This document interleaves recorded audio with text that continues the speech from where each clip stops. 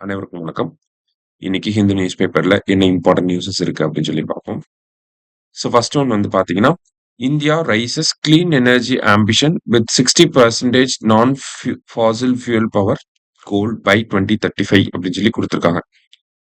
அதாவது பேக்ரவுண்ட்ல இருந்து பார்த்தோம்னா, இந்தியா வந்து 2021 அதாவது காப் 26 எங்க நடந்துச்சு அப்படின்னா கிளாஸ்கோவில் நடந்துச்சு.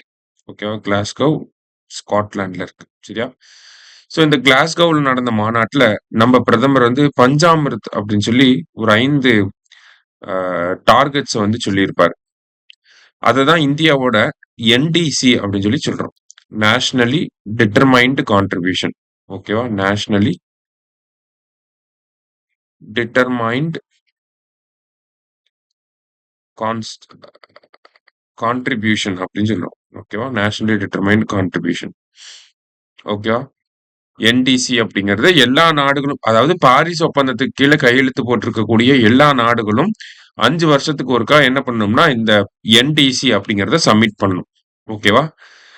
ஸோ பஞ்சாமிர்த டார்கெட் அப்படிங்கிறத நம்ம இந்தியாவோட என்டிசியை நம்ம பஞ்சாமிர்த டார்கெட் அப்படின்னு சொல்லி சொல்றோம். ஓகேவா? ஸோ இந்தியா 2021 பாரிஸ் அக்ரிமெண்ட்டை அடிப்படையா வச்சு COP26 கிளாஸ்கோவில் என்ன பண்றாங்கன்னா நேஷனலி டிட்டர்மைன்டு கான்ட்ரிபியூஷன் அப்படிங்கிறத வெளியிடுறாங்க. ஓகேவா? எல்லா நாடுகளும் வெளியிடணும், இந்தியாவும் வெளியிட்டிருந்தாங்க. அதுல மொத்தம் 5 டார்கெட் சொல்லி இருந்திருப்பாங்க. ஓகேவா?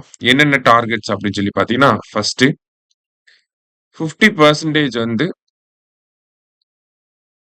நம்ம ரெனியூவபிள் எனர்ஜி கொண்டு வரணும். நம்மளோட மொத்த ரெனியூவபிள் எனர்ஜில 50 மொத்த எலக்ட்ரிசிட்டி யூசேஜ்ல 50% ரெனியூவபிள் எனர்ஜி கொண்டு வரணும் அப்படின்னு சொல்லி சொல்லியிருப்பாங்க. அடுத்து வந்து பாத்தீங்கன்னா 500 ஜிகாவாட் நான் ஃபாசில் கெப்பாசிட்டி கொண்டு வரணும். நான் ஃபாசில் எனர்ஜி கெப்பாசிட்டி அப்படிங்கிறத கொண்டு வரணும். அதாவது இந்த 5 டார்கெட்டையும் எடுத்து மனப்பாடம் பண்ணிருங்க. சரியா? ரெனியூவபிள் எனர்ஜி 50% ரெனியூவபிள் எனர்ஜி கொண்டு வரணும். 500 ஜிகாவாட் நான் fossil energy. Non fossil energy அப்படின்னா renewable energy plus nuclear energy சேர்த்துக்கலாம் இங்க. சரியா? அடுத்தது reduce carbon intensity on economy அப்படின்னு சொல்லுவாங்க. Okay, reduce carbon intensity on economy by 45% அப்படிங்கறத சொல்லியிருப்பாங்க. அடுத்தது 1 பில்லியன் கார்பன் சிங்க் வந்து கிரியேட் பண்ணுவாங்க. ஓகேவா? கார்பன் சிங்க் எவ்வளவுனா 1 பில்லியன் டன்ஸ் அது கிரியேட் பண்ணுவாங்க. இந்த 4 டார்கெட்டையும் எப்ப அச்சீவ் பண்ணணும்னா 2030க்குள்ள அச்சீவ் பண்ணணும் அப்படிங்கிறது இலக்கு. கடைசியா 5ஆவதா ஒரு டார்கெட் சொல்லியிருப்பாங்க. நெட் ஜீரோ அப்படின்னு சொல்லி. இந்த நெட் ஜீரோவை எப்ப அச்சீவ் பண்ணணும்னா 2070க்குள்ள அச்சீவ் பண்ணணுங்கிறது தான் டார்கெட். 5 டார்கெட். இதுதான் இந்தியாவோட நேஷனலி டிட்டர்மைன்டு கான்ட்ரிபியூஷன் அப்படின்னு சொல்றது. சரியா? இதுல ஒரு சில டார்கெட்ஸை நம்ம இது எல்லாமே வந்து 2030ன்னு பார்த்திருந்தோம். 2030க்கு முன்னாடி நம்ம ஒரு சில டார்கெட்ஸ் எல்லாம் அச்சீவ் பண்ணி முடிச்சிட்டோம். ஓகேவா? நம்ம பார்த்திருந்தோம் இந்த என்டிசி அப்படிங்கறத 5 இயர்ஸ் ஒன்ஸ் நம்ம அப்டேட் பண்ணணும் அப்படின்னு சொல்லி. ஓகே, 5 இயர்ஸ் ஒன்ஸ் அப்டேட் பண்ணணும். அப்ப 2020ல கொண்டு வந்திருக்கணும். நம்ம 21ல சொல்லியிருப்போம். அடுத்தது 2025ல என்டிசியை அப்டேட் பண்ணியிருக்கணும். நம்ம 2025ல அப்டேட் பண்றத இப்போ அப்டேட் பண்ணியிருக்கோம். மார்ச் 2026ல அப்டேட் பண்ணியிருக்கோம். என்ன அப்டேட் பண்ணியிருக்கோம் அப்படின்னா ஒரு 3 விஷயங்களை ஆல்ரெடி இருக்கக்கூடிய 5 டார்கெட்ல ஒரு 3 விஷயத்தை மட்டும் அப்டேட் பண்ணியிருக்கோம். என்னென்ன அப்படின்னு சொல்லி பாத்தீங்கன்னா, நம்ம நான் ஃபாசில் எனர்ஜி அப்படிங்கிறது எவ்வளவு பார்த்திருந்தோம்? 500 ஜிகாவாட் அப்படின்னு சொல்லி பார்த்திருந்தோம். அதை வந்து இவங்க எப்படி மாத்துறாங்க அப்படின்னா achieve 60% installed electric power from நான் ஃபாசில் ஃபியூவல் எனர்ஜி ரிசோர்சஸ் அப்படின்னு சொல்றாங்க. அதாவது மொத்த நிறுவப்பட்ட எலக்ட்ரிசிட்டி இருக்கு இல்லையா, அதுல 60% வந்து நான் ஃபாசிலா இருக்கணும் அப்படின்னு சொல்றாங்க. அடுத்தது ரெடியூஸ் கார்பன் இன்டென்சிட்டி பை 45% பார்த்திருந்தோம். அதை 47% இன்க்ரீஸ் பண்றாங்க. அடுத்தது கார்பன் சிங்க் 1 பில்லியன் டன்னு பார்த்திருந்தோம். அந்த 1 பில்லியன் டன் என்னவா பண்றாங்க? 3.5 to 4 billion tons of CO2 அப்படின்னு சொல்லி கொண்டு வராங்க. ஓகேவா? ஆல்ரெடி இருந்ததுல ஒரு 3 முக்கியமான சேஞ்சஸ் வந்து பண்றாங்க. சோ இந்த அப்டேட்டட் என்டிசியோட டார்கெட் இயர் என்ன அப்படின்னா 2035. ஓகேவா? 5 வருஷத்துக்கு ஒரு தடவை அப்படி வரும். அந்த டார்கெட் இயரும் 5 வருஷமா முன்னாடி இருந்ததுக்கு 2030 இருந்துச்சு. இப்போ 2035 மாறி இருக்கு. சோ இத கண்டிப்பா படிச்சு வச்சுக்கோங்க. கண்டிப்பா இதுல இருந்து எக்ஸாம் பாயிண்ட் ஆஃப் வியூல கொஸ்டின் கேட்பாங்க. பழைய டார்கெட்டையும் படிச்சு வச்சுக்கணும். புதுசா என்ன அப்டேட் பண்ணிருக்காங்க அப்படிங்கறதையும் படிச்சு வச்சுக்கணும். ஓகேவா? சோ அதான் நம்ம முதல் செய்தியில பார்க்கிறோம். நெக்ஸ்ட் வந்து பார்த்தீங்கன்னா, பார்லிமென்ட்ல நம்ம ஆளுங்க வந்து ஒரு மசோதாவ தாக்கல் பண்ணி, அது பெரிய பஞ்சாயத்தா போய்க்கிட்டு இருக்கு. என்ன மசோதா அப்டின்னா, டிரான்ஸ்ஜெண்டர் பெர்சன்ஸ் ஆக்ட் எப்போ வந்திருக்கும்னா 2019ல வந்திருக்கும். இல்லையா? அந்த 2019ல வந்த சட்டத்துல ஒரு சில அமெண்ட்மென்ட்ட கொண்டு வரதுக்காக 2026ல டிரான்ஸ்ஜெண்டர் பெர்சன் அமெண்ட்மென்ட் பில் அப்படிங்கிறத கொண்டு வந்திருந்தாங்க. அது லோக்சபாலயும் பாஸ் ஆயிருச்சு. இப்ப நேத்து பார்த்தீங்கன்னா, ராஜ்யசபாலயும் பாஸ் ஆயிருச்சு. ஆனா, அதுல முக்கியமான ஒரு பிரச்சனை இருக்கு அப்படிங்கிறத இந்த ஆர்டிக்கிள்ல குடுத்திருந்தாங்க. அதுல நமக்கு எக்ஸாம் பாயிண்ட் ஆஃப் வியூல 1 மட்டும் தேவைப்படும். அத மட்டும் நம்ம பார்த்துருவோம். சரியா? என்ன அப்படின்னா, நமக்கு 2014ல நால்சா அப்படிங்கிற ஒரு வழக்கு இருக்கு. ஓகே. இந்த நால்சா வழக்குல என்ன சொல்லியிருப்பாங்க? 3 ஜெண்டர் அப்படிங்கிறத ரெகக்னைஸ் பண்ணியிருப்பாங்க. கரெக்ட்டா? அதே மாரி இந்த நால்சா வழக்குல தான் செல்ஃப் ஐடென்டிஃபிகேஷன் ஆஃப் ஜெண்டர் அப்படிங்கிறத சொல்லியிருப்பாங்க.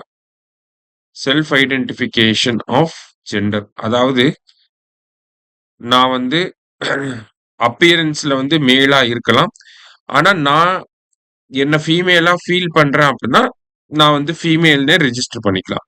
ஸோ அததான் வந்து செல்ஃப் ஐடென்டிஃபிகேஷன் ஆஃப் ஜெண்டர் அப்படின்னு சொல்லுவாங்க. இது வந்து நால்சா வழக்குல சொல்லியிருப்பாங்க. உச்சநீதிமன்றம் அந்த ஒரு உரிமைய வழங்கியிருப்பாங்க டிரான்ஸ்ஜெண்டர் பீப்பிள்க்கு.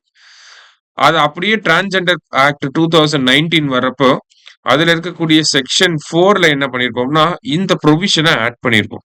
ஓகேங்களா? அதாவது அது என்னன்னு சொல்லுவோம்னா, என்ன அஃபிஷியலா என்ன சொல்லுவாங்கன்னா, right to self perceived gender identity அப்படின்னு சொல்லியிருப்பாங்க.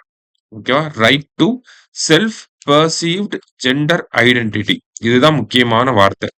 ஓகேவா? இததான் நால்சா வழக்குலயும் சொல்லியிருப்பாங்க. அந்த சொன்னத தான் நம்ம செக்ஷன் 4ல எங்க கொண்டு வரோம்னா, ஆ டிரான்ஸ்ஜெண்டர் பெர்சன்ஸ் ஆக்ட்ல கொண்டு வந்திருப்போம். Right to self perceived gender identity. நான் என்ன ஜெண்டர்ங்கிறத நான் தான் சொல்லணும். என்னோட அப்பியரன்ஸ பேஸ் பண்ணி நீங்க நான் வந்து மேலோ, ஃபீமேலோ அப்படின்னு சொல்லி போடக்கூடாது. ஓகேவா? சோ அதுதான் இங்க சொல்றாங்க. Right to self perceived gender identity அப்படின்னு சொல்லி. சோ இந்த ஒரு விஷயத்த 2019ல வந்த ஆக்ட்ல வந்து உறுதிப்படுத்தி இருந்தாங்க. நால்சா ஜட்ஜ்மென்ட்ல சொன்னத கண்டிப்பா வழங்கி இருக்காங்க.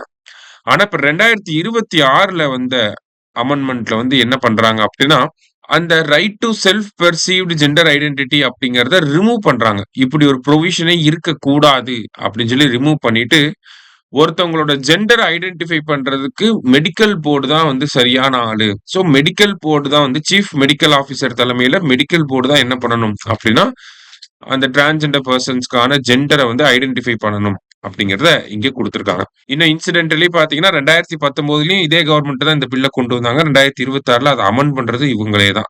சரியா? ஆனா right to self perceived gender identity அப்படிங்கிறது தான் நார்ம்ஸா இருக்கணும். ஓகேங்களா? இன்டர்நேஷனல் லெவல்ல நார்ம்ஸ்ன்னு பார்த்தீங்கன்னா, இதுதான் இருக்கணும். அத டிராஸ்டிக்கா சேஞ்ச் பண்ணி, நான் என்ன ஜெண்டர் அப்படிங்கிறத முடிவு பண்ற அதிகாரத்த என் கையில இருந்து எடுத்து ஒரு மெடிக்கல் ஆபிசர் கையில குடுக்குறாங்க. ஓகேவா? சோ அதுதான் இந்த ஒரு சட்டத்துல இருக்கக்கூடிய பிரச்சனை.